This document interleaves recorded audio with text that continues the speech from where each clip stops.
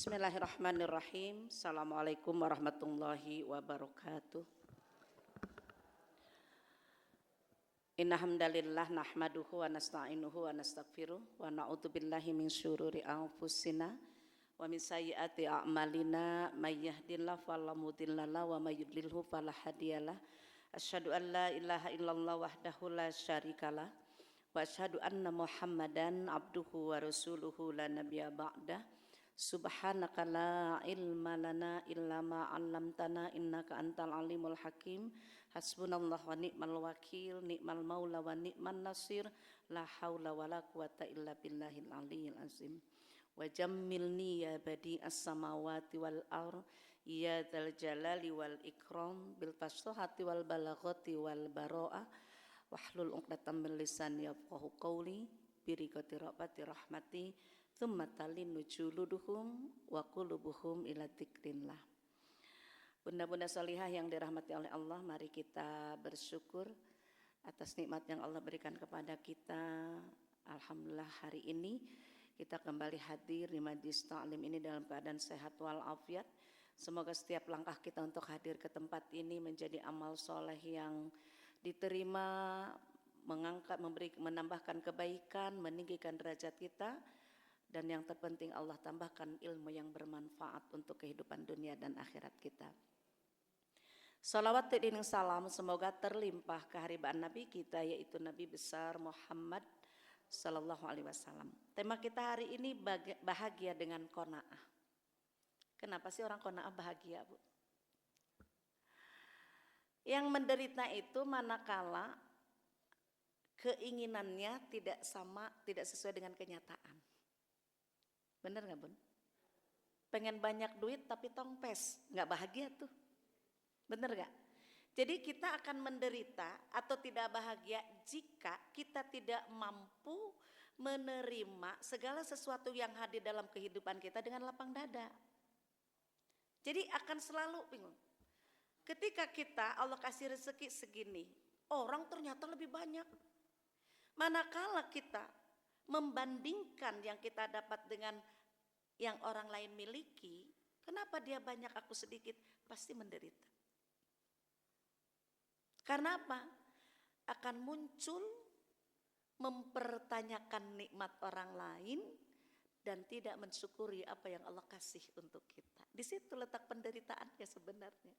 Makanya kenapa orang qanaah itu bahagia? Karena qanaah adalah satu sikap menerima dan menerima dengan ikhlas, merasa cukup dan puas dengan apa yang telah Allah berikan kepada kita. Jadi qanaah itu adalah sikap menerima dengan ikhlas dan merasa cukup ya, serta puas dengan apa yang Allah berikan kepada kita.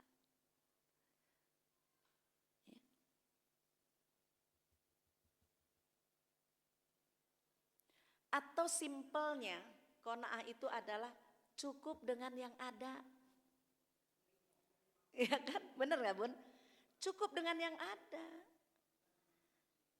Mensyukuri apa yang sudah sampai, bersabar dan berusaha untuk sesuatu yang belum kita dapatkan. Jadi makanya betul sekali dengan qanaah itu kita akan bahagia di dalam hidup. Beberapa aspek tentang qanaah ya, Bun. Masalah qanaah ini, khususnya masalah rezeki, kita lihat di surat 11 ayat 6. Surat 11 ayat 6. Wa ma min dabbatin fil ardi illa 'alallahi rizquha wa ya'lamu mustaqarraha wa mustaudaaha kullun fi kitabim mubin. Surat Hud surat 11 ayat 6. Dan tidak satu pun makhluk bergerak atau bernyawa di bumi melainkan semuanya sudah dijamin Allah rezekinya. Yakin gak? Yakin. Jangankan manusia yang punya akal pikiran, binatang melata saja sudah Allah jamin rezekinya. Dia mengetahui tempat kediamannya dan tempat penyimpanannya. Semua tertulis dalam kitab yang nyata yaitu Lauhil Mahfuz. Saya pernah mencontohkan cicak, Bu. Cicak itu kan kerjaannya merayap di dinding. Sementara makanannya nyamuk. Nyamuk itu berterbangan kemana-mana, dia di dinding. Secara logikanya susah gak dia cari rezeki? Susah. Tapi karena Allah sudah siapkan, nyamuknya yang nyamperin. Rezekinya yang mendatangi cicak. Makanya lagunya itu cicak-cicak di dinding, diam-diam merayap. Ya. Datang seekor nyamuk, hap, lalu ditangkap. Jadi bukan cicak, karena itu tadi kata Allah, Allah sudah siapkan rezekinya. Cicaknya di dinding, gak bisa dia terbang. Tapi Allah siapkan rezekinya, makanannya yang datang menghampiri, nyamperin sehingga cicak tetap bisa makan. Apalagi kita manusia, punya akal pikiran, punya alat tubuh yang lengkap. Abong kalau kata orang Bekasi, Bu. Abong itu tuh masa iya. Nah, gitu ya. Abong tuh bahasa Bekasi. Masa iya nggak dapat rezeki gitu. Ya, masa iya? Punya tangan, punya kaki. Allah sudah siapkan. Yang penting kita mau berusaha, ikhtiar itu. Makanya gini. Ketika ada teman bilang, Bu Aisyah tuh kenapa sih masih mau jualan kue? Kadang-kadang kan, Bu Aisyah aku bikinin bolu dong, aku bikinin gitu kalau lagi sempet. Kenapa sih mau jualan kue? Mau jualan tiker? Emang kurang gitu bahasanya, Bu. Orang nanya tuh begitu. Sebenarnya sih bukan kurang atau apa. Tapi saya sebagai manusia itu tugas saya melakukan apa yang seharusnya. Saya berusaha, bekerja, berdoa, biarkan Allah yang mengatur rezeki itu. Bu, berapa sih untungnya, Bu? Bener gak? Kue itu berapa untungnya gitu. Tapi hobi aja gitu kan. Biarkan aja kita yang berusaha, biarkan Allah yang menentukan berapa kadar rezeki yang Allah pantaskan untuk kita. Tapi kalau diem aja, diem aja, datang gak tuh rezeki? Mungkin kita cuma dapat 1 rupiah atau 2 rupiah. Allah nilai bukan dari rupiahnya, tapi dari usahanya. Sehingga Allah limpahkan rezeki itu dari sisi yang lain. Itu. Jadi makanya umat Islam tuh gak boleh males. Rezekinya udah Allah siapin, tinggal bagaimana kita mencari. Mengusahakan itu sehingga itu sampai kepada kita. Makanya kalau tadi di surat Hud ayat 6, rezeki itu Allah sudah tahu tempatnya, tempat penyimpanannya. Ya. Di situ apa tadi bahasanya, Bun, ya. Allah mengetahui, dianisin Allah. Allah mengetahui tempat kediamannya dan tempat penyimpanannya. Kan ada di Lauhil Mahfuz katanya. Jadi rezeki itu tidak akan tertukar, tidak akan nyasar. Betul nggak, Bu? Rizki itu sudah tertakar, tidak mungkin tertukar, apalagi nyasar. Betul ya? Apalagi nyasar, nggak bakal nyasar. Buktinya apa, Bu? Contoh konkret, di pasar, tukang jualan pakaian berderet tokonya. Jualan sembako berderet tokonya. Kita udah datang ke satu toko, udah nawar segala macam, nggak jadi karena apa? Belum rezekinya. Rezekinya di sebelahnya, padahal barangnya sama. Ketukar nggak tuh? Nggak. Nyasar juga enggak. Kalau memang rezeki itu harus sampai kepada kita, pasti Allah akan tuntun rezeki itu. Karena Allah tahu kediamannya, Allah tahu tempat penyimpanannya. Tugas kita berusaha, dia akan datang dengan sendirinya. Makanya di sini orang qanaah itu dia tenang, dia puas, apa yang sudah ditakdirkan oleh Allah untuk dirinya pasti akan sampai. Tugasnya adalah berdoa dan berusaha. Jadi tenang. Jadi orang qanaah itu tadi kan ikhlas menerima apa yang harusnya Allah berikan kepada kita, puas, tidak tidak sampai kita tuh berburuk sangka, apalagi dengan Allah. Ketika kita menerima itu, ya sudah, apalagi. nggak akan ada gerutuan, kekesalan, apalagi membanding atau suudzon terhadap Allah. Ya. Maka dari itu, beberapa aspek yang penting dalam sifat qanaah ini, yang pertama adalah satu aspek penting, menerima dengan ikhlas apa yang telah diberikan Allah Subhanahu wa taala. Ya. Menerima dengan ikhlas hati.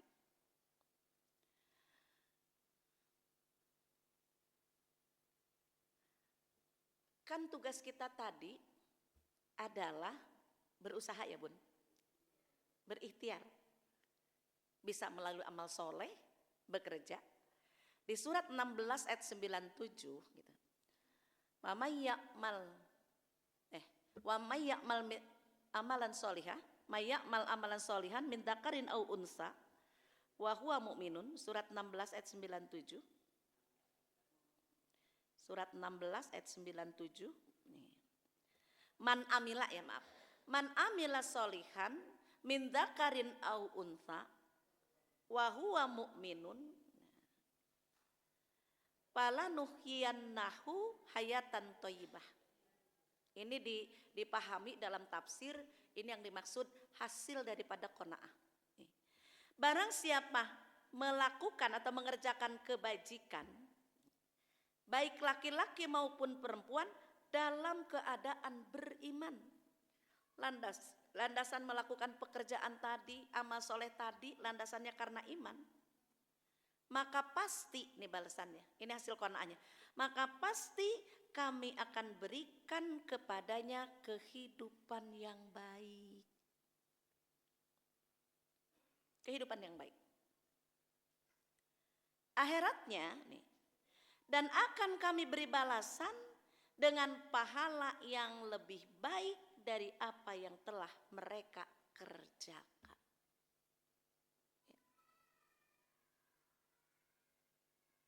Ibaratnya gini, lakukan aja pekerjaan itu dengan penuh keikhlasan, dilandasi dengan iman, nanti Allah yang akan menentukan balasannya. Contohnya tadi, Allah akan berikan kehidupan yang baik. Kehidupan yang baik itu yang disebut hayatan thayyibah ini, tidak setiap orang bisa mendapatkannya. Ada orang secara rezeki kaya raya melimpah ruah, tapi kehidupannya tidak baik. Apa ketidakbaikannya? Dia belum ibadah kepada Allah. Duit banyak tapi gak ibadah. Anak-anak berantakan. Kan sekarang banyak Bu, kasus orang tuanya pejabat, duitnya banyak, anak terus dipenuhi kebutuhan materinya. Nyatanya apa? Menjadi orang-orang yang sadis, melakukan penganiayaan terhadap orang lain. Sampai ada kasus-kasus hukum yang pada akhirnya duit banyak tetapi telah menjadikan malapetaka di dalam kehidupan. Berarti itu tidak thayyibah hidupnya, hayatan thayyibah. Tapi ada orang yang sederhana secara ekonomi, anak-anaknya baik, anak-anak juga mendapatkan pendidikan yang layak, disesuaikan dengan kemampuannya. Kan mungkin kan Bun, contoh gini aja, kelayakan itu. Seorang yang duitnya banyak akan pilih sekolah yang mahal, karena secara ekonomi mampu. Tapi yang sederhana, dia menyekolahkan anak di tempat yang sesuai dengan kemampuan keuangannya. Gitu kan? Artinya anak ini tetap mendapatkan hak pendidikan, walaupun tidak semahal. Yang di situ apabila orang tua kurang didik, yang disekolahkan di sekolah mahal, dia akan menumbuhkan rasa sombong pada dirinya sehingga merendahkan orang-orang yang tidak selevel pendidikannya. Padahal kesuksesan itu tidak mesti seperti itu. Ada satu kisah, lulus SD, tapi ilmu IT-nya tinggi. Kenapa? Ketika perusahaan membutuhkan ya, seseorang yang ahli dalam hal IT, dia lulus SD dilecehkan sama orang-orang yang ada di kantor. Tapi ternyata dalam sekejap semua urusan kantor itu menjadi error, Bu. Padahal dia sering sekali menyelesaikan masalah ya teknologi di kantor itu gitu kan. Tapi mereka belum pernah tahu siapa orangnya. Padahal itu lulus SD. Direndahkan, diusir dan lain sebagainya. Tapi ternyata kenapa dia bisa setinggi itu ilmu IT-nya? Rupanya dia banyak dihina. Kemudian dia bekerja di tempat servis komputer. Dia terus ngulik gitu loh, Bu. Dia belajar otodidak sehingga dia lebih mumpuni daripada sarjana komputer itu sendiri. Berarti kan semua orang bisa mengubah dirinya, walaupun tingkat pendidikannya rendah, tidak menutup kemungkinan dia memiliki kemampuan dalam satu bidang melebihi orang yang pendidikannya tinggi. Ingat gak saya pernah menceritakan Ibrahim An-Naimi, ya kan? Seorang cleaning service di perusahaan minyak terbesar Arab Saudi, yaitu Aramco, gitu kan. Tapi beliau itu dihina hanya untuk minum air dingin itu menurut insinyurnya tidak layak, nggak boleh kamu cleaning service, nggak boleh minum air dingin ini. Tapi bentakan insinyur Amerika itu telah mengubah dirinya, bukan benci, bukan dendam, tapi dia bagaimana berusaha untuk mengubah dirinya dari sebagai obek harus bisa meningkat. Dengan cara apa? Belajar terus. Ibaratnya nggak sekolah di formal aja, dia ambil paket B, paket C kan, sampai dia lulus SMA, sampai dapat beasiswa ke luar negeri, sampai begitu yang akhirnya di puncak karirnya, ya kan, beliau menjadi Menteri Perminyakan dan Sumber Mineral Arab Saudi dari tahun 1995 sampai akhir hayat. Jadi orang sukses. Jadi segala sesuatu yang tidak menyenangkan dijadikan motivator di dalam hidupnya. Kalau kita bersikukuh dengan rasa dendam, kesal sama orang, benci sama orang, ya tidak akan mengubah apapun kan, Bu. Tapi ketika itu dijadikan pemicu, ya, motivator dalam hidup itu, maka itu akan mengubah semuanya. Jelas makanya di surat 13 ayat 11, ya. Innallaha la yughayyiru ma biqaumin hatta yughayyiru ma bi anfusihim. Sesungguhnya Allah tidak akan mengubah nasib suatu kaum apabila dia sendiri tidak mengubahnya.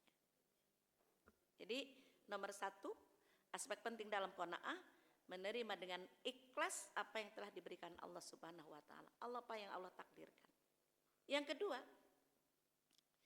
tidak merasa iri atau dengki terhadap apa yang dimiliki oleh orang lain. Itu qanaah. Jadi ketika Allah kasih 1, sementara orang lain dikasih 10, dia tidak iri, walaupun iri terendah mempertanyakan dari mana dia dapat banyak begitu, enggak. Yang ada apa? Ya sudah, memang ini yang menurutnya yang pantas diterima menurut siapa? Menurut Allah. Dan kalau dia mendapatkan banyak, itu sudah menjadi rezekinya. Yang dipikirkan bukan banyaknya, tapi bagaimana proses mendapatkan yang banyak itu. Apakah halal atau haram? Kalau standar kebahagiaan orang itu dari duitnya banyak, pasti orang yang paling bahagia Fir'aun. Ya, duit banyak, jabatan tinggi, tapi kafir. Raja Namrud, ya Bu, betul nggak? Kemudian Korun. Kalau standar kebahagiaan dari banyaknya harta, mungkin mereka. Tapi ternyata tidak. Seperti Korun saja, ketika miskin aman, tenang hidupnya, ibadahnya istiqomah. Biarin pakaian cuma 1 yang melekat di badan, gak jadi masalah. Dia nikmatin itu, kalau kotor dia cuci di pinggir sungai, dia berendam sampai nunggu pakaiannya kering. Ya kan cuma 1 loh. Cuma 1 itu, termiskin di dunia itu Korun itu. Bajunya cuma 1, orang miskinnya Bekasi aja, Masya Allah bajunya banyak. Banyak sumbangan. Ini Korun cuma 1. Jadi kalau udah merasa kotor, dia cuci, jemur di pinggir sungai. Dia hanya berendam nunggu. Udah kering, dia baru bangun pakai lagi. Begitu terus, tapi tidak mengurangi ibadahnya kepada Allah. Sehingga melihat ketaatannya itu, Allah berpikir lain. Ya kan? Allah berpikir lain. Demikian taatnya Qarun, biar aku angkat derajatnya. Allah ubah dari miskin menjadi orang kaya. Makanya di surat Al-Qasas ayat 76. Kisah Qarun ini di surat 28 Al-Qasas mulai 76 sampai 82. Itu kan? Makanya nih di ayat 76 ini, itu Qarun kayaknya banget Bu. Sampai di situ kunci gudangnya saja, kunci gudang kekayaan. Ya, suratnya 28 Al-Qasas mulai ayat 76 sampai 82. Ya. Kunci gudang kekayaannya saja tidak bisa dipikul oleh sekelompok orang yang kuat. Kalau sekelompok orang kan pasti udah lebih dari 2, lebih dari 3, lebih dari 4 orang, betul ya Bun? Itu aja gak kuat menggotong kunci gudangnya. Berapa isinya? Nih di Depkes nih, yang paling kaya ada seember kunci gudangnya Bun. Lebih ya? Lebih. Ini Qarun loh. Sampai segitu Allah kasih, karena ketaatannya itu Allah kasih kekayaan melimpah ruah. Ternyata uang mengubah seseorang. Dari taat menjadi kufur, dari syukur menjadi kufur, dari taat menjadi... Bahkan Nabi Musa sebagai sepupunya Qarun sering mengingatkan, ayo Qarun zakat, ayo Qarun infak, hartamu banyak. Apa jawabnya di situ? Semua yang aku miliki ini karena ilmuku. Jadi betul-betul menghilangkan peran Allah di dalam rezekinya. Bahasa kitanya kali, karena kerja kerasku, karena kepintaranku, mungkin gitulah kira-kira. Bahkan cenderung memamerkan kemewahannya, kekayaannya kepada masyarakat.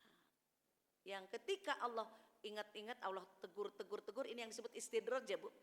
Istidraj itu dikasih kaya terus, atau bahasanya dilulu ya. Di apa namanya?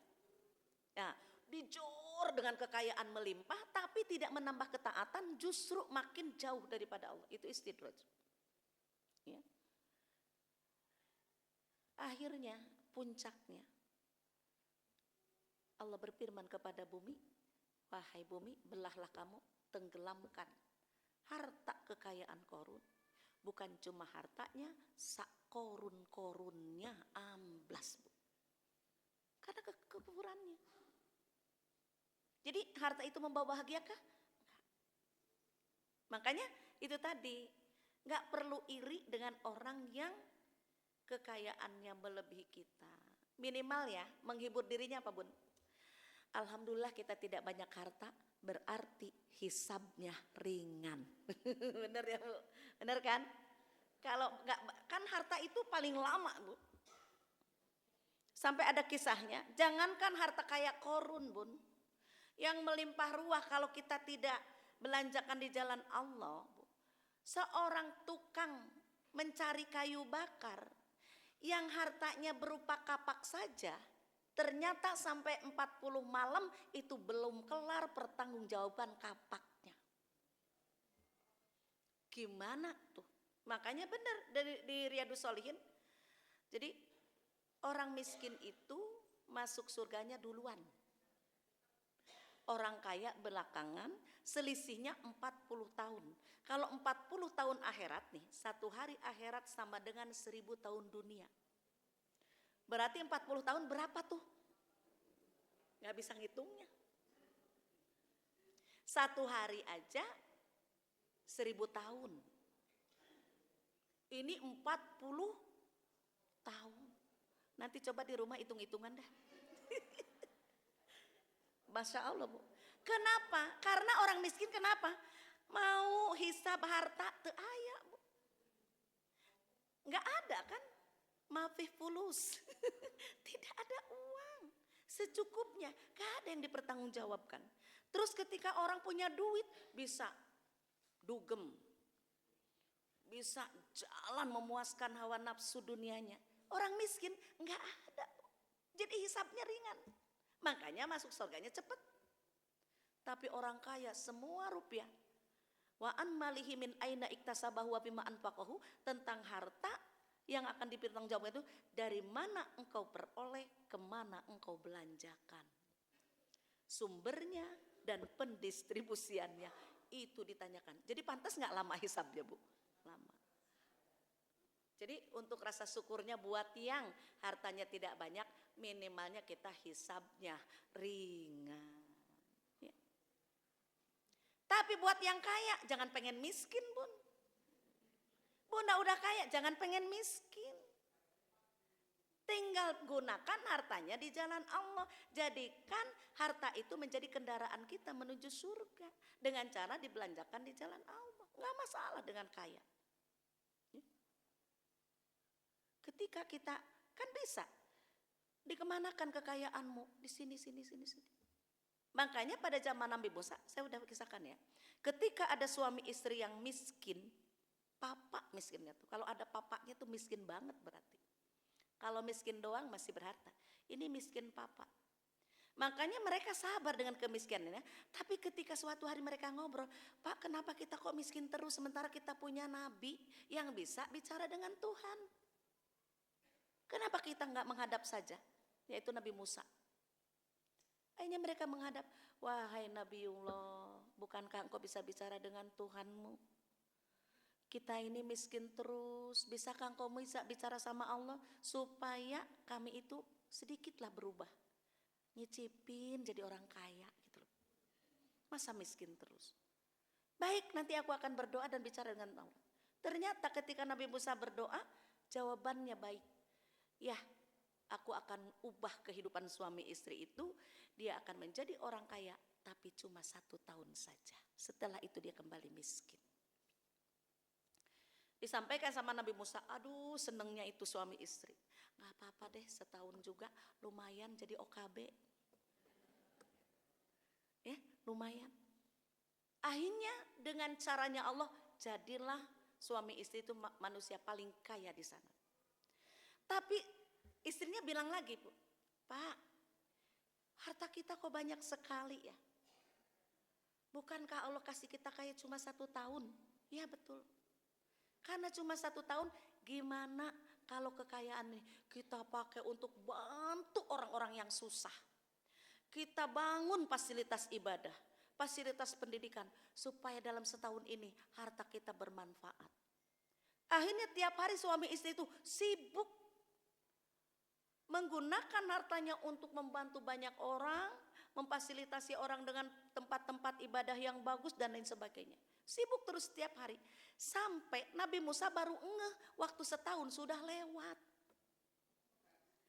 Suami istri ini gak ngeh, Bu. Nabi Musa yang udah ngeh. Loh, bukannya cuma 1 tahun, ini udah jauh dari setahun. Kok dia masih kaya? Nabi Musa gak ngomong sama suami istri, tapi ngomong lagi sama yang punya rezeki itu, sama Allah. Ya Allah, bukankah engkau katakan kepadaku bahwa suami istri itu akan kaya cuma 1 tahun, tapi udah lewat 1 tahun, kenapa mereka masih kaya juga? Allah berfirman kepada Nabi Musa, aku malu sama mereka. Kenapa ya Allah malu? Karena aku membuka 1 pintu rezeki kepada mereka, tapi mereka membuka sekian banyak pintu rezeki untuk orang lain, maka aku biarkan dia tetap dengan kekayaannya.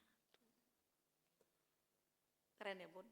Ketika harta digunakan di jalan Allah, bukan habis, bukan berkurang, tapi terus menerus bertambah. Seperti itu. Ya. Baik, jadi tidak perlu irikan dengan kesuksesan orang lain, tidak perlu. Orang lebih pinter, kalau kita pengen pinter kayak Ibrahim An-Naimi, belajar. Kenapa sih kok dia sekarang udah lebih lancar bacaan Qur'annya? Saya perasaan masih begini-begini aja. Ya belajar. Ada Bunda Iva, ada Bunda Ipo. Iya kan? Terus. Terus Bun, belajar terus. Dan kalau belajar, di surat Al-Qiyamah ayat 16, kalau belajar Quran jangan pengen cepet-cepet pinter. Jangan pengen cepet-cepet lancar. Tugas kita belajar aja maksimal. Nanti Allah yang akan menyampaikan ilmu itu ke dalam dada kita. Ini baru sebulan pengen lancar, enggak lancar, berhenti. Orang belajar tarkik sampai sekarang aja saya masih belum lulus. Belajar A dengan Ain, banyak yang belum lulus kan Bun?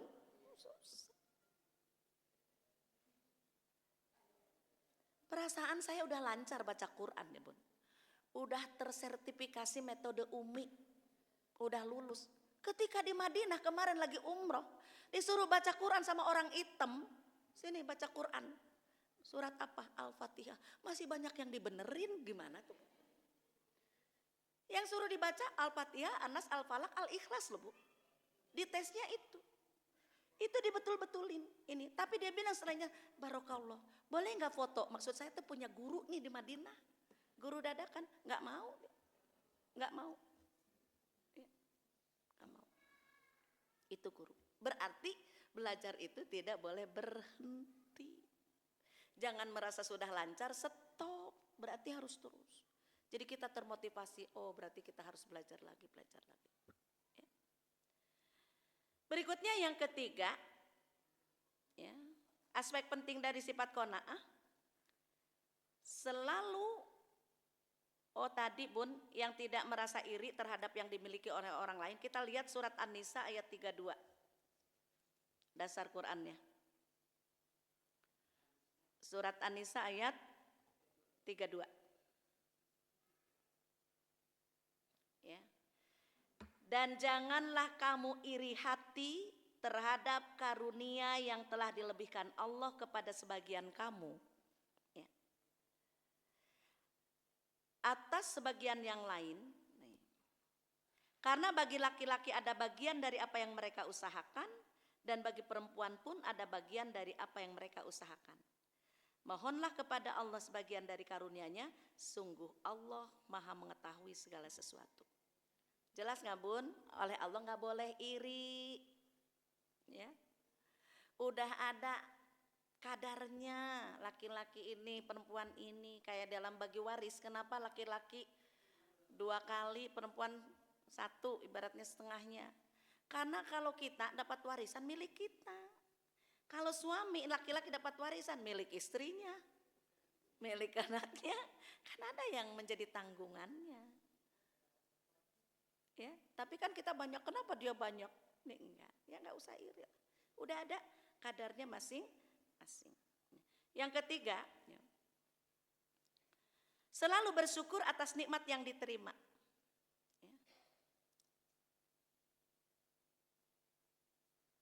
Kalau di Ibrahim ayat 4, kenapa sih harus bersyukur? Wa in ta'uddu nikmatallahi latuhsuha. Barang siapa yang mau menghitung nikmat Allah, maka dia tidak akan sanggup menghitungnya. Surat 14, surat Ibrahim ayat 34. Ya. Kalau dibaca secara lengkap begini artinya. Dan dia telah memberikan kepadamu segala apa yang kamu mohonkan kepadanya. Dan jika kamu menghitung nikmat Allah, niscaya kamu tidak akan mampu menghitungnya. Sungguh manusia itu sangat zolim dan sangat mengingkari nikmat Allah. Benar gak? Kurang syukurnya. Nih, yang udah dicukupi segala sesuatunya aja masih suka ngeluh ya Bun. Benar gak Bun? Masih suka ngeluh. Padahal kurang apa gitu loh. Gak ada kurangnya. Kita kalau bercermin yang kita lihat muka saja, seberapa banyak kenikmatan yang Allah taruh di muka kita. Mata bisa melihat, mata bisa berkedip. Coba kalau nikmat berkedip Allah angkat. Melotot terus Bun. Ya Allah, itu kita gak mungkin bisa menahan debu-debu itu masuk ke mata kita. Kalau sekarang kan ketika ada sesuatu buru-buru ngedip. Kalau melotot terus. Atau sebaliknya, jika saraf mata kita error, ngedip terus Bu. Repot juga. Ini baru di sini loh nikmat itu. Baru di sini. Hidung. hidung. Betapa bersyukurnya kita dengan hidung ini, walaupun bentuk hidung kita beda-beda, lubang hidung kita juga beda-beda. Ada yang kecil, ada yang besar. Kalau yang kecil mungkin menghirup udaranya rada sedikitan dibanding yang gede. Beda pun. Tapi nikmat hidung, ada ipar saya itu Bu. Itu suatu hari kan naik motor ngebut dari mana? Dari Kemayoran menuju Bekasi. Kecelakaan tunggal, jadi jatuh sampai sempat ada pendarahan di kepala. Cuma mungkin umurnya panjang ya, tidak sampai operasi, kepalanya itu sembuh, aman, daya ingatnya juga pulih. Yang hilang apanya Bun? Penciuman. Mata aman, telinga aman, daya ingat juga aman, yang hilang penciumannya. Jadi kalau dia tuh mau masang gas aja enggak itu. Kenapa? Enggak ada aroma apapun yang biasa dia hirup. Enggak bisa nyium apapun. Enggak bisa mencium bau sama sekali. Enggak bisa Om. Enggak, katanya. Hilang aja penciuman itu. Mungkin dari saraf benturan yang mana yang menyebabkan penciumannya itu menjadi hilang. Nah itu udah hilang penciumannya, saya masih bilang bersyukur ya Om, yang hilang cuma penciuman. Padahal udah hilang kan? Kenapa? Mata aman, yang penting daya ingat gak error Bu. Gak pakai operasi juga, daya ingat gak error Bu. Daya dengar juga masih aman, cuma hilang penciuman mah orang gak tahu ini. Gak kelihatan. Berarti dibalik hal yang tidak nikmat pun masih kalau kita bersyukur masih banyak yang harus kita syukur. Seperti itu. Jadi mau lewat tempat sampah aman. Mau apapun aman, gak cium apa-apa. Hilang.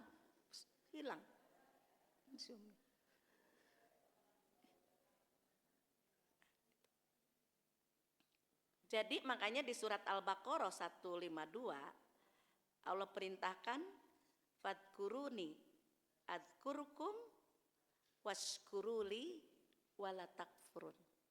Maka ingatlah engkau kepadaku, maka aku akan ingat kepadamu. Dan bersyukurlah, ya kan?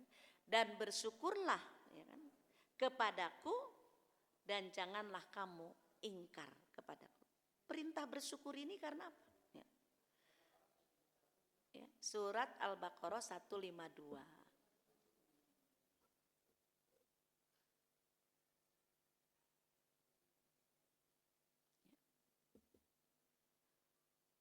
Kenapa kita harus bersyukur? Kembali ke Ibrahim ayat 7.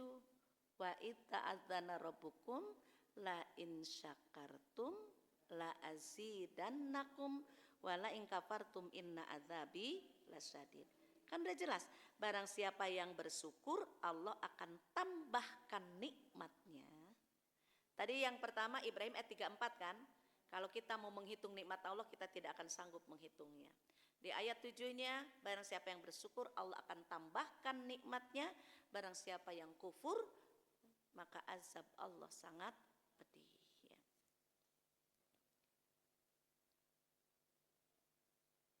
Yang keempat,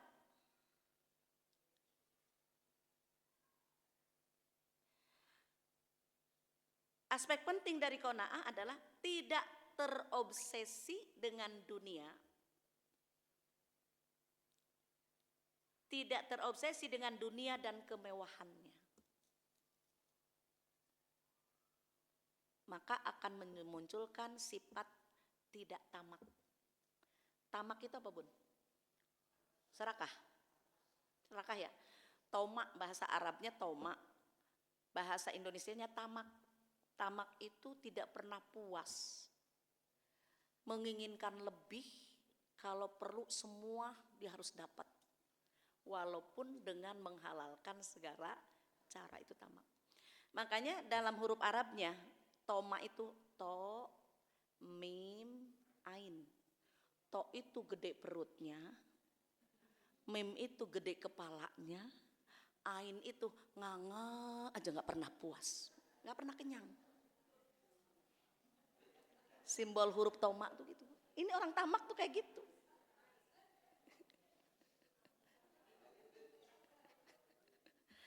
Itu sifat tamak kan begitu, Bu. Nggak pernah merasa puas. Ingin mengisi pundi-pundinya kan.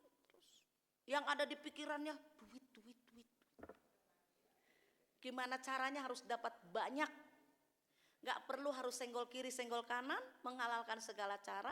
Yang penting dia dapat banyak, tidak peduli orang lain tersakiti atau tidak, dirugikan atau tidak. Itu tamak namanya. Serakah. Makanya orang qanaah itu kenapa tidak terobsesi dengan kemewahan dunia? Sampai ada dalam kisah gini. Ketika anak-anaknya makan masing-masing sepiring nasi dengan lauknya, terus ketika kenyang mereka mengatakan alhamdulillah. Gimana? Enak, makannya enak. Kenyang, seneng.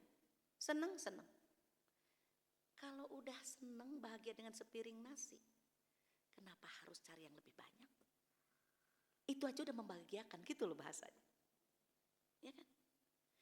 Emang saya kadang-kadang, Bun, kalau lihat ya berita artis, duit ember-emberan kok gampang banget. Ulang tahun aja pakai miliar gitu loh. Itu dapatnya segampang itu gitu loh. Nah itu. Kemarin saya di TikTok apa YouTube pas saya lagi buka gitu ya. Luna Maya, Bun. Sekali fashion show di luar negeri bayarannya 10 miliar. Timbang lenggang-lenggok begitu 10 miliar. Kita joget gaya apa juga gak dapet. Ya Allah, coba kita gutak-gitek lenggang-lenggok di rumah gak ada yang bayar. Masya Allah, itu 10 M sekali itu gimana gak duit banyak loh. Ya. Kalau orang souvenir mungkin udah nilai 100.000 udah mahal. Dia mah 10 juta souvenir nikahnya aja. Ya Allah, satu orang 10 juta souvenir.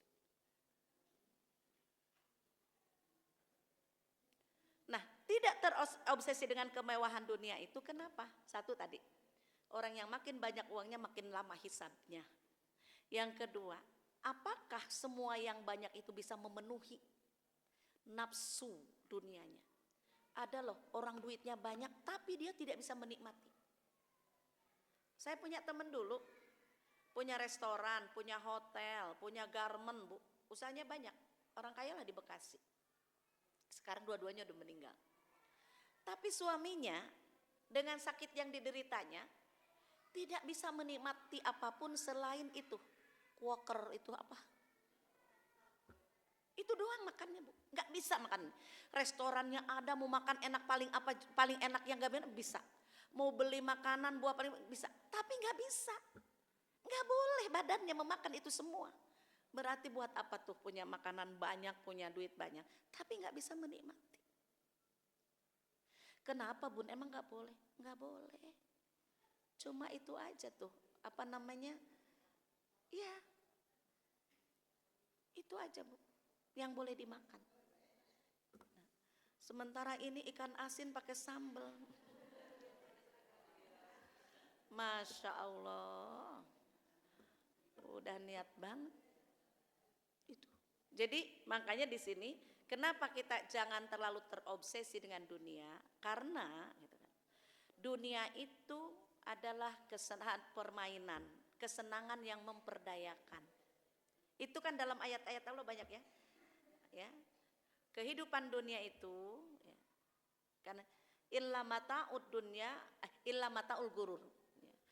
Kehidupan dunia itu adalah kesenangan yang menipu, kesenangan yang memperdayakan. Kalau tidak bisa kita mengelola itu, bisa jadi itu akan menjadi jalan menuju dosa. Seperti itu. Jadi sekarang kayaknya udah usia 40 tahun ke atas ini, kita itu harus lebih berpikir akhirat ketimbang dunia. Sekarang kan gini, dulu mertua saya bilang, ini mau beli rumah, Umi buat apa? Buat apa Umi beli rumah lagi?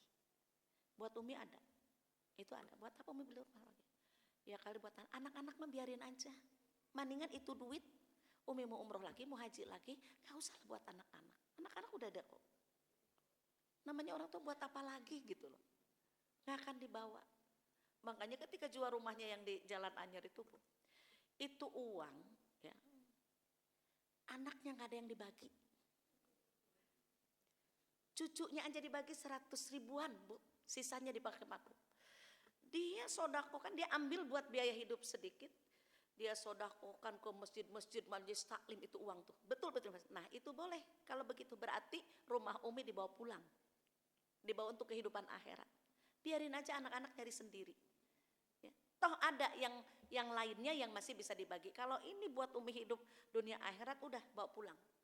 Sampai ke mantan istri suaminya dulu itu semua dikorbanin Bu, disembelihin hewan kurban itu, potong sapi dari uang penjualan itu, disebutin tuh mantan istri suaminya yang dulu mantan suaminya tuh semua disodakohin sama dia. Nggak ada kata saya ini mantan istri suami aja diituin, anaknya juga enggak, itu Bu, coba saking apanya, ya itu tadi katanya buat dibawa pulang aja. Dan saya juga nggak protes, cuma anaknya yang protes. Umi kita nggak dikasih Mi, anak yang protes. Kalau saya kan mantu ya, nggak dikasih Mi, kata anak-anak itu. Nggak usah kamu, nggak usah. Ya Umi masa nggak dikasih, nggak usah katanya. Kekeh Bu, enggak. Giliran yang ngerawat dia dikasih, cucunya aja yang dikasih, anak-anaknya nggak ada yang dikasih. Biar itu tadi dunia yang dimiliki biar dibawa menuju akhirat. Yang kelima, tugas kita ya untuk anak kita tetap berusaha atau ikhtiar, tetap berusaha dan berdoa untuk mencapai kehidupan yang terbaik. Ya. Artinya kita boleh Bu cari duit, usaha boleh, kan disuruh oleh Allah di surat Al-Jumu'ah, setelah sholat ditunaikan silahkan engkau bertebaran di muka bumi cari karuniaku. Boleh kan kita kaya? Boleh banget Bun, silahkan kita mau usaha apa, halal, nggak masalah. Ya. Tugas kita berusaha berdoa untuk mencapai yang terbaik, namun menerima hasilnya dengan lapang dada, gitu loh. Berapapun, walaupun tidak sesuai dengan keinginan, terima dengan lapang dada. Pengennya dapat untung sekian, tapi cuma sekian, ya sudah, berarti ini rezeki yang pantas sampai. Baik bunda-bunda salihah, sekarang adalah kiat memperoleh qanaah. Supaya kita qanaah seperti apa kiatnya? Yang pertama, memperkuat keimanan terhadap takdir Allah. Ya. Makanya kita di antara takdir kita kan beriman kepada yang gaib. Ya, takdir Allah gaib gak? Gaib. Termasuk dalam rukun iman kita yang keenam, beriman kepada qada dan qadar. Qada dan qadar itu ketentuan baik dan ketentuan buruk. Ya. Yang pertama tadi kiat memperoleh qanaah, memperkuat keimanan terhadap takdir Allah. Ya. Memperkuat keimanan terhadap takdir Allah. Sabar dan tawakal ya.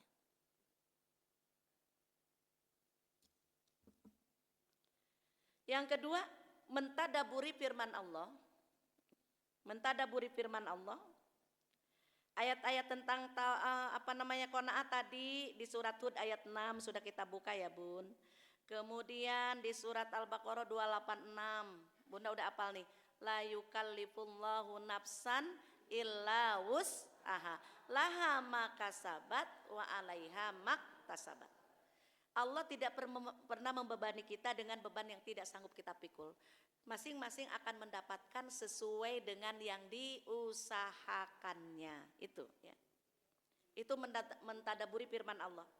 Kemudian tadi juga sudah kita baca surat 16 ayat 97. Kemudian kita lihat lagi di surat Al-Furqan ayat 67. Bunda nanti cari di rumah. Surat Al-Furqan ayat 67. Walladzina idza anfaqu lam yusrifu wa lam yaqturu wa kana baina dzalika qawama.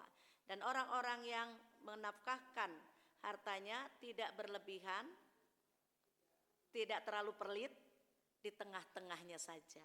Sedang. Boros jangan, pelit jangan. Ya, kita tadaburin itu semua. Atau kita juga bisa dilihat di surat Al-A'raf ayat 31. Kulu wasrobu wala tusrifu. Makanlah, minumnya, minumlah tapi jangan berlebih-lebih. Jadi berlebih-lebihnya itu tidak ada ajarannya dalam Islam tuh.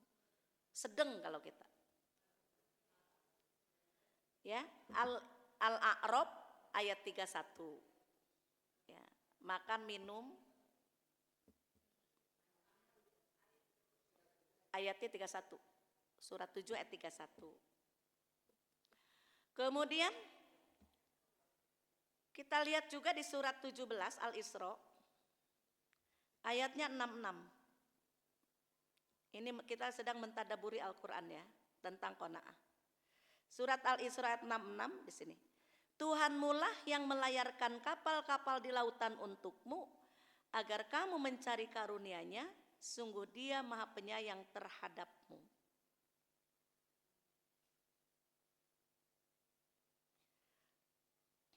Dalam hal rezeki ya. Allah buka jalan-jalannya sampai pun di lautan ada rezeki, di daratan ada rezeki, di sungai yang kotor aja Allah ada rezeki. Bunda kalau mau ke rumah saya nih, di Jalan Baru belakang Rumah Sakit Bella, kan saya ke belakang tuh, di perumahan Duren Jaya. Itu di Jalan Baru itu sebelah sini kan ada sungai pun. Sungai lumayan besar, tapi kan kotor. Sampah di situ, yang kuning-kuning juga lewat. Pokoknya orang-orang kadang buang sampah ya, udah dikeduk berkali-kali, jadi sungai itu kotor. Tapi tiap pagi dan sore hari, banyak laki-laki bapak-bapak, itu yang berendam sampai seleher, mereka ngambil cacing. Yang dijual mahal buat makanan ikan. Berarti di sungai yang kotor aja ada rezeki gak tuh? Ada rezeki Allah siapkan. Kadang-kadang kalau kita, gatel gitu ya, kalau kita yang mungkin melihat itu, tapi buat mereka itu jalan rezekinya. Sampai mereka itu berendam seleher, mulutnya ngisep rokok, itu yang kuning lewat, yang sampah lewat bun. Tapi mereka cari cacing-cacing merah yang suka makanan lohan, makanan ikan itu banyak di situ. Dan mereka cari itu. Tempat kotor tapi menghasilkan rezeki buat nafkah mereka. Berarti kan Allah sediakan yang bagus. Makanya sebenarnya di Al-Isra ayat 70, walaqad karramna bani Adam ya. Aku sudah muliakan anak-anak Adam itu, aku angkut di daratan dan di lautan, aku berikan mereka rezeki dari yang baik-baik kata Allah. Kita ini udah makhluk terbaik dikasih rezeki yang baik. Semuanya disiapkan, difasilitasi oleh Allah untuk itu. Ya. Kemudian surat 6 sedang mentadaburi Al-Quran tentang qanaah nih. Surat 6 ayat 165. Al-An'am ayat 165 ya. Dan dialah yang menjadikan kamu sebagai khalifah-khalifah di bumi, dan dia mengangkat derajat sebagian kamu di atas yang lain untuk mengujimu atas karunia yang diberikannya kepadamu. Sesungguhnya Tuhanmu sangat cepat memberi hukuman, dan sungguh Dia Maha Pengampun lagi Maha Penyayang. Berarti apapun yang Allah berikan kepada kita berupa fasilitas hidup, mau rezeki melimpah, kemudian derajat yang tinggi, status sosial, itu adalah ujian buat kita semua. Ujian. Ya, berarti kiat memperoleh qanaah adalah dengan mentadaburi firman Allah maupun hadis. Ya. Berikutnya, yang ketiga, memahami hikmah Allah menciptakan perbedaan. Memahami hikmah Allah menciptakan perbedaan rezeki dan kedudukan di antara manusia. Memahami hikmah Allah menciptakan perbedaan rezeki dan kedudukan di antara manusia. Perbedaan rezeki dan kedudukan di antara manusia. Kita lihat surat 16, Bud. Ayatnya 71. Surat An-Nahl ayat 71. Dan Allah melebihkan sebagian kamu atas sebagian yang lain dalam rezeki. Benar gak Bun? Makanya ada kaya ada miskin. Nih. Suratnya 16 ayatnya 71. Dan Allah melebihkan sebagian kamu atas sebagian yang lain dalam hal rezeki. Tetapi orang yang dilebihkan rezekinya itu tidak mau memberikan rezekinya kepada hamba sahaya yang mereka miliki. Tidak mau berbagi. Sehingga mereka sama-sama merasakan rezeki itu. Mengapa mereka mengingkari nikmat Allah? Ya. Bayangkan Bun, kalau manusia kaya semua, dia tidak bisa menunaikan kewajibannya kepada Allah. Gak bisa zakat. Kenapa? Gak ada mustahik. Berarti kita gak bisa menjalankan agama kalau kaya semua. Kalau miskin semua juga sama. Gak ada zakat Bun. Miskin semua sama. Makanya Allah ciptakan kaya miskin untuk keseimbangan. Yang kaya dengan hartanya membantu yang miskin dengan tenaganya membantu yang kaya. Kalau kaya semua gak ada yang pengen jadi pembantu. Gak ada yang pengen jualan makanan, Bunda kan tinggal telepon, dianterin. Pagi-pagi mau sarapan ada nasi uduk, bihun goreng, tempe goreng. Kalau uangnya mereka miliaran mau jualan kayak begitu? Kan enggak Bu. Justru itu untuk keseimbangan. Makanya itu. Jadi ada hikmah enggak? Ada. Yang keempatnya berdoa kepada Allah. Doa pengen qanaah kan ada Bun. Allahumma qanni'ni bima rozaqtani. Allahumma qanni'ni bima rozaqtani wa barik li fihi. Wakhlub alayya kullago ibatilli bi khair. Itu udah pengen qanaah. Yang artinya gini. Ya Allah, jadikan aku merasa qanaah terhadap apa yang Engkau rizkikan kepadaku. Berkahilah aku di dalamnya dan gantilah untuk kesemua yang hilang dariku dengan yang lebih baik. Itu doa qanaah. Ada di doa tawaf. Putaran keberapa tuh? Dalam putaran tawaf itu ada doa ini. Allahumma qanni'ni bima rozaqtani. Allahumma qanni'ni bima rozaqtani. Udah? Wabarikli fihi wakhluf F ujungnya wakhluf fa wakhluf wa a k h l u f wakhluf alayya wakhluf. Jadi waw alif kho. Jadi kan alifnya nggak kebaca tuh. Wakhluf lamnya doma fa mati. Wakhluf alayya. Alayya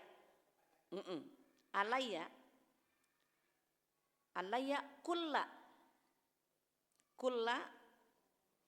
goibatin li bi khairin. Saya matikan bi khair. Saya ulang. Allahumma qanni'ni bima rozaqtani wa barikli fihi wakhluf alayya kulla goibatin li bi khairin. Udah Bun. Artinya, ya Allah, jadikan aku merasa qanaah terhadap apa yang Engkau rizkikan. Menjadi qanaah terhadap apa yang Engkau rizkikan kepadaku. Yang Engkau rizkikan kepadaku. Berkahilah aku di dalamnya dan gantilah untukku semua yang hilang dariku dengan yang lebih baik. dengan yang lebih baik.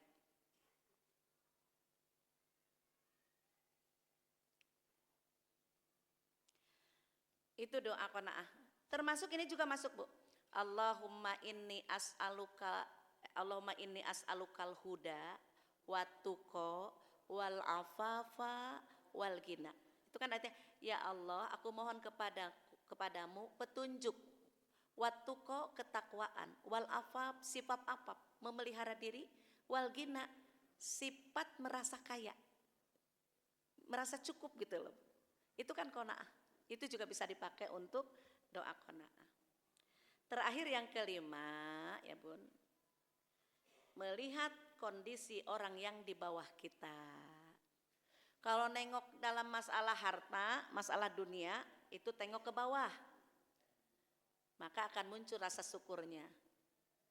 Kalau melihat ibadah, nengok ke atas, maka kita akan merasa kurang ibadah kita, ya Bun. Kalau urusan dunia nengoknya ke atas, nggak akan bersyukur, yang ada ngeluh melulu. Ya, makanya dalam hal supaya qanaah, tengok orang-orang yang lebih bawah dari kita, urusan rezekinya, urusan pendidikannya, urusan kehidupannya, berarti kita bersyukur. Kalau ibadah harus yang itu, ketika orang, masya Allah, puasa Daudnya udah istiqomah, tahajud nggak pernah lepas, pengen. Kapan aku bisa seperti itu? Jadi iri sama yang ibadahnya itu boleh.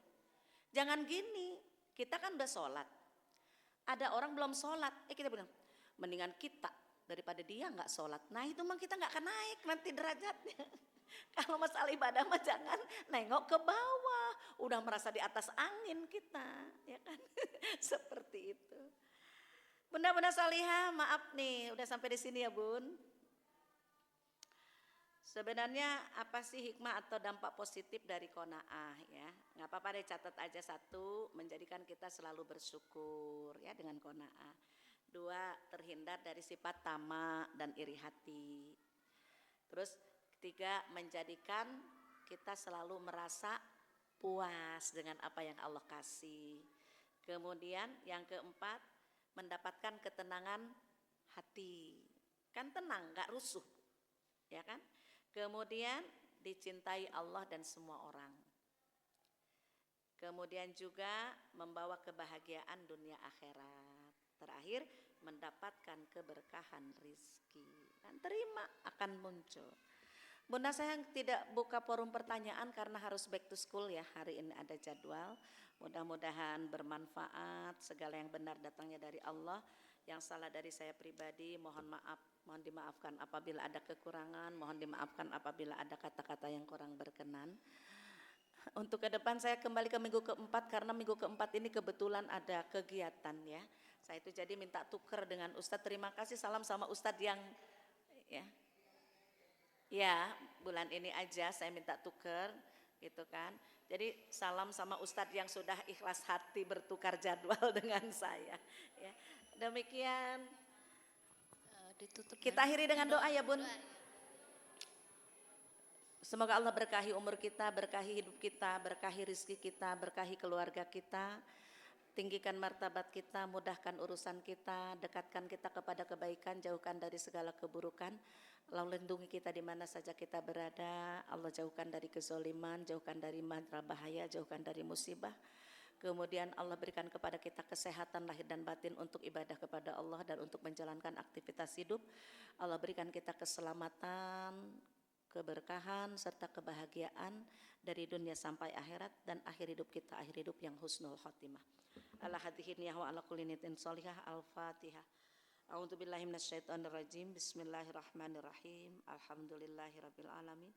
Ar-Rahmanir-Rahim, Maliki Yaumiddin, Iyyaka na'budu wa iyyaka nasta'in, ihdinas siratal mustaqim, siratal ladzina an'amta 'alaihim ghairil maghdubi 'alaihim waladdallin. Amin. Bismillahirrahmanirrahim. Alhamdulillahirabbil alamin, wassalatu wassalamu ala sayidina Muhammadin wa ala alihi washabbihi ajmain. Allahumma ighfir lana dzunubana wa liwalidayna warhamhuma kama rabbayana shighara. Allahumma inna nas'alukal huda wat tuqa wal afafa wal ghina. Allahumma inna nas'aluka ilman nafi'an wa rizqan thayyiban wa amalan mutaqabbala. Rabbana auzi'na an nashkura ni'mataka allati an'amta 'alaina wa 'ala walidaina wa an na'mala sholihan tarda wa adkhilna bi rahmatika fi ibadikas sholihin. Rabbana hab lana min azwajina wa dzurriyyatina qurrata a'yun waj'alna lil muttaqina imama. Rabbana atina min ladunka rahmatan wa hayyi lana min amrina rasyada. Allahumma tawwil umurana fi ta'atillah wa sahih ajsadana wa nawwir qulubana wa tsabbit imanana wa ahsin a'malana wa wasi' arzaqana wa ilal khairi qarribna wa anis syarri abidna waqdi hawaijana fi dini wa dunya wal akhirah bi rahmatika ya arhamar rahimin. Allahumma aftah alaina abwabal khair wa abwabal barakah wa abwaban ni'mah wa abwabal quwwah wa abwabar rizqi wa abwabas sihhati wa abwabas salamati wa abwabal jannah. Allahumma afina min kulli bala'id dunya wa adzabil akhirah wasrif anna bihaqqil qur'anil azim wa nabiyikal karim syarrad dunya wa syarrul akhirah. Ghafarallahu lana wa lahum bi rahmatika ya arhamar rahimin. Rabbana atina fid dunya hasanah wa fil akhirati hasanah wa qina adzabannar. Rabbana taqabbal minna innaka antas samiul alim wa tub alaina innaka antat tawwabur rahim. Walhamdulillahirabbil alamin. Billahi taufiq wal hidayah. Assalamualaikum warahmatullahi wabarakatuh.